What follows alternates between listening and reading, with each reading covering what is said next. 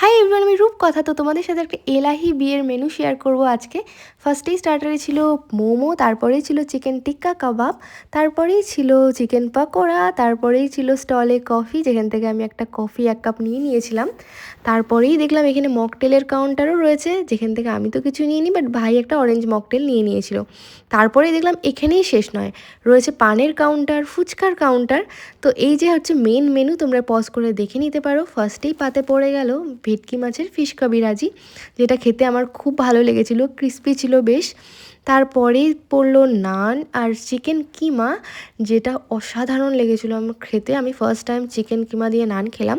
তারপরেই পড়ে গেছিলো ভেজ ডাল, ঝুরি আলু ভাজা। তো আমি লেবু চিপে ভেজ ডাল দিয়ে একটু ঝুরি আলু ভাজা দিয়ে মাখিয়ে খাচ্ছিলাম, বেশ ভালো লাগছিলো খেতে।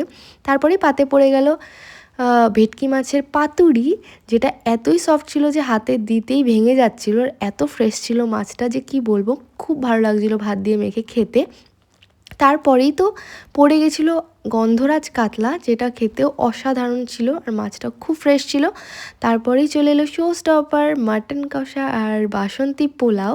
তো মাটনের পিসগুলো আমার বেশ নরম নরমই পড়েছিল আর খুব সুন্দর পিস পেয়েছিলাম। তো মাটন খাবো আর চর্বি খাবো না, এটা কি হয়? তো আমি আরেকটা চর্বির পিস চেয়ে নিলাম। তারপরেই চলে এসেছিলো আলু বকরার চাটনি আর পাঁপড়। চাটনি পাঁপড় তো আমার সবসময় ভালো লাগে। তারপরেই ছিল নলেন গুড়ের দুধ পুলি টাইপের, ওটাও খেতে খুব সুন্দর ছিল। রসগোল্লাও পড়েছিল। তারপরে আমি নিয়ে নিয়েছিলাম আইসক্রিম, আর এভাবেই শেষ করলাম।